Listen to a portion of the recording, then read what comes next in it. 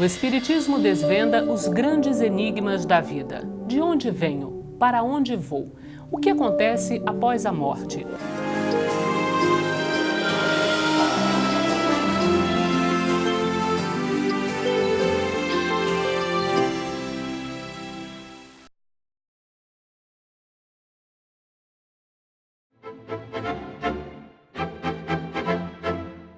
Olá, amigos! Começa agora o programa Transição, a visão espírita para um novo tempo. O tema de hoje, relacionamento familiar. E para abordar esse tema, levantar questões, reflexões, responder perguntas, o nosso querido Raul Teixeira, que já esteve aqui conosco e retorna hoje para a nossa gratidão e a nossa alegria. Obrigada, Raul. Obrigado, é um prazer estar aqui de novo. E quando chegam os filhos, o que dizer para aqueles pais e mães que competem com seus filhos? Nós temos percebido aí, quando chega na fase de adolescência, mães competindo com filhas, com as moças e também os pais com os filhos. O que dizer, Raul? Essa é uma questão bastante interessante da psicologia humana que se nega a envelhecer, se nega a assumir seu lugar. E aí nós encontramos muitos pais que querem ser amiguinhos dos seus filhos e mães amiguinhas de suas filhas, mas não amigas, amigos, amiguinhos, colegas. E vemos mães disputando com filhas quem é que usa o maior menor, quem é que usa o fio dental menor, quem é que tem mais charme, quem é que faz a plástica melhor, que põe o silicone melhor. Mas isso não tem espaço entre mãe e filha.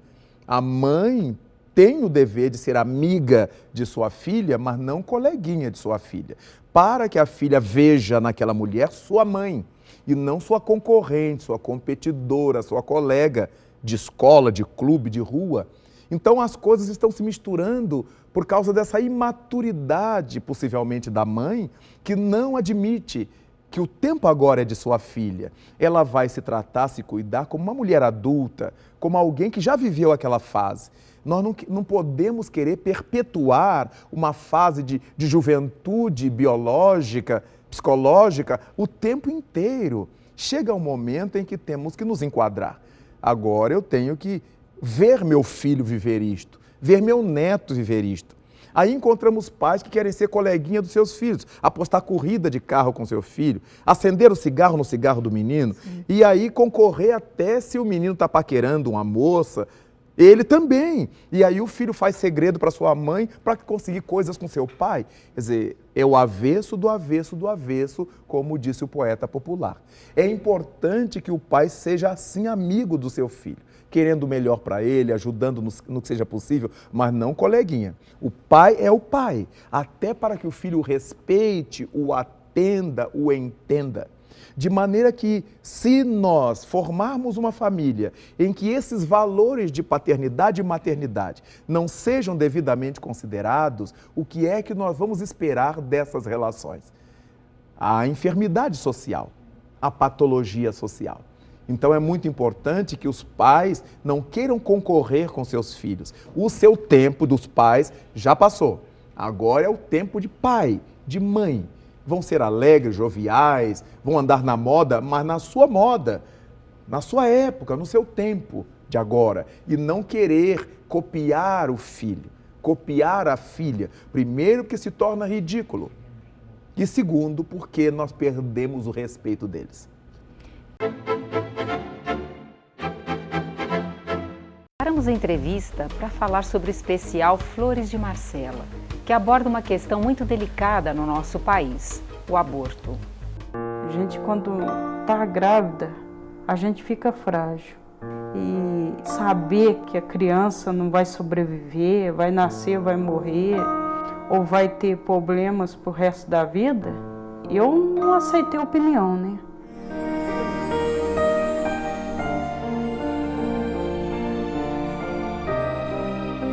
Não sei nem como explicar o amor que eu sinto por ela. E peço a todos os pais que, se passar pela cabeça deles de eliminar um filho, não faça isso não. Eu deixei ela nascer.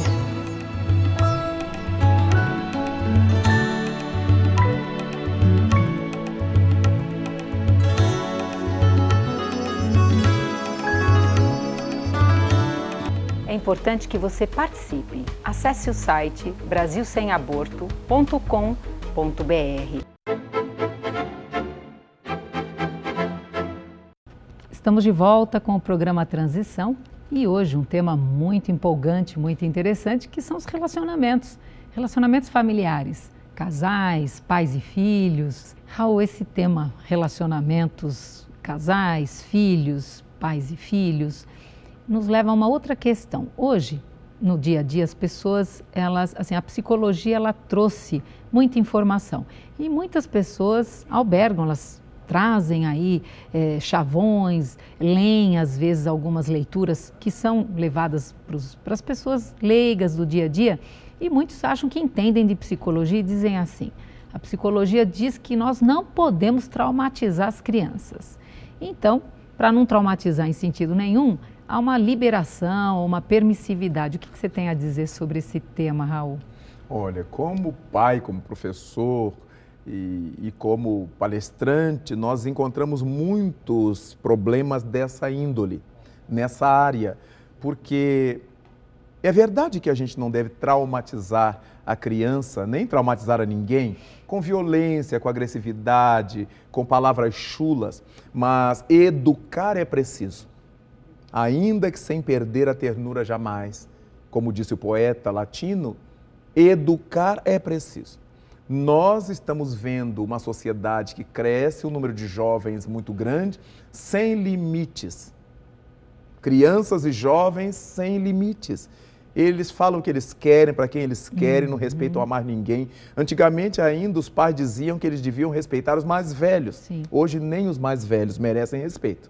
Hoje o menino diz para o mais velho da rua ou da família o que ele bem entende e os pais lhe dão razão muitas vezes.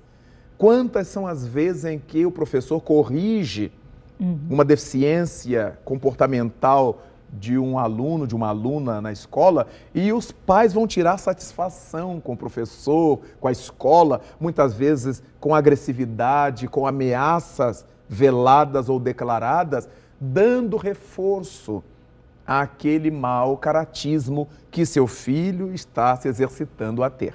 De maneira que nós, se quisermos um mundo feliz para amanhã, para os nossos próprios filhos, para os nossos netos, para a sociedade de daqui a pouco, precisaremos começar a repensar o que é que estamos fazendo da educação dos nossos filhos.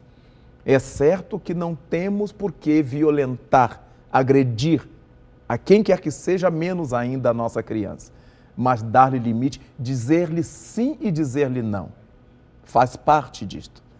Afinal de contas, nós não precisamos dizer não com crueldade. Precisamos dizer um não raciocinado, pensado, avaliado. E nem dizer um sim para ficar livre, para nos ver sem o problema, fora do problema. Temos que dizer o sim quando a consciência nos manda dizer. E precisamos aprender a dizer não todas as vezes que for necessário dizer não.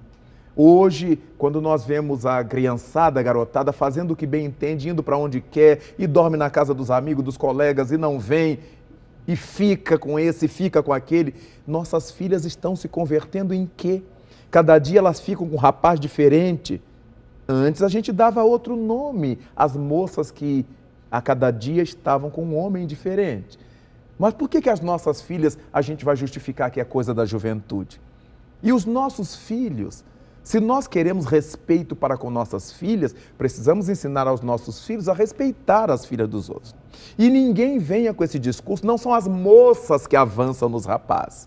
Mas se o rapaz for bem educado, ele não precisa demonstrar um temperamento frágil diante disso. Ele tem que saber levar a situação, explicar, conversar. E, se for o caso, assumir responsabilidade. Mas aí, assumir responsabilidades. É importante que nós confiemos naquilo que pregamos, naquilo que aprendemos na religião, daquilo que aprendemos na ciência. E não ficarmos com esse psicologismo de achar que. Nós precisamos ter uma postura firme. Nossos filhos nunca nos perdoarão no futuro quando souberem que nós tivemos todos os implementos para bem conduzi-los e não o fizemos.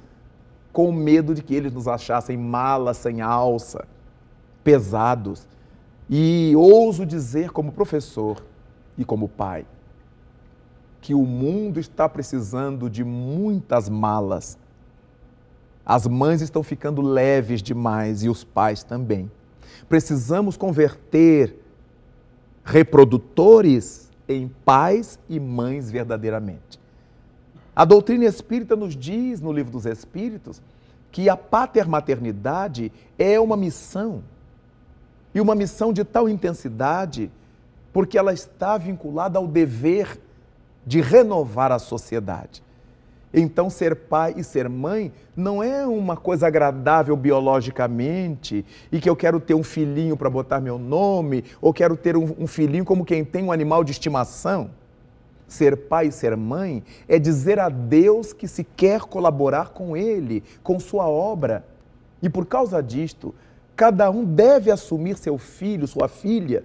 Não importa o que esteja na moda do mundo, porque todas as modas passam, nossos filhos ficam. Então, vamos dizer a eles como é bom respeitar os outros e se respeitar. Como é bom preservar o seu próprio corpo e respeitar o corpo alheio. Isso não é caretice, isso não é tolice, e isso é verdade. Porque depois todos estão frustrados. Os pais que não souberam educar, porque se sentirão culpados pela infelicidade dos filhos mais tarde. E os filhos que culparão a seus pais pela forma indevida como foram conduzidos. Daí, como educar é a arte de formar o caráter, nós podemos educar mal e podemos educar bem. Ninguém fica sem educação. Mas o que nós estamos querendo não é uma educação qualquer, é uma boa educação. Para que nossos filhos, que não são nossos pertences, possam de fato conduzir o mundo do futuro. E para aqueles que somos espiritualistas, ainda que não tenhamos tanto amor pelos nossos filhos, a ponto de dar-lhes uma boa educação, demos-lhes essa boa educação por interesse pessoal. Porque nós vamos voltar reencarnados nessa sociedade em que nossos filhos e netos serão os grandes diretores. Serão os médicos, os advogados, os professores, os juízes, os políticos, os administradores. E se nós não lhes dermos hoje uma boa formação, teremos que viver de novo um mundo atormentado, dirigido por pessoas igualmente atormentadas, como estamos experimentando agora. Daí é importante, sim, cuidar dos nossos filhos. Suas considerações finais, Raul. É tão bom amar. Amor é a alma da vida. O amor é Deus, vale sempre repetir. Não é importante que nessa relação familiar nossa, como pais, como mães, como filhos, como irmãos, como tios, avós, primos, digamos confiar em Deus que tudo vai dar certo. Não vai. Só vai dar certo se ao lado da nossa confiança em Deus, vivermos de tal maneira que Deus possa confiar em nós. Cada filho que Ele nos entrega é porque confia na nossa habilidade. Sabe que nós podemos, salvo os casos em que os pais têm debilidades mentais, doenças psiquiátricas, esses filhos vêm numa faixa expiatória para serem criados, orientados, conduzidos por outras mães. Salvo os casos em que os pais falecem, então essa criança nasceu com esse karma de ser criado pelo avô, pela avó, por tios ou por uma instituição. Se isso não ocorrer, é porque nós somos responsáveis por amá-los de tal maneira que nunca esqueçamos de lhes falar de Deus. E assim a nossa gratidão pela tua presença, gratidão por essas informações, por essa troca de amor. Nós vamos terminando o programa Transição de hoje, que possamos nos preparar, trabalhando essa autoconfiança e essa ligação com a espiritualidade. Que possamos estar juntos no próximo Transição, a visão espírita para um novo tempo.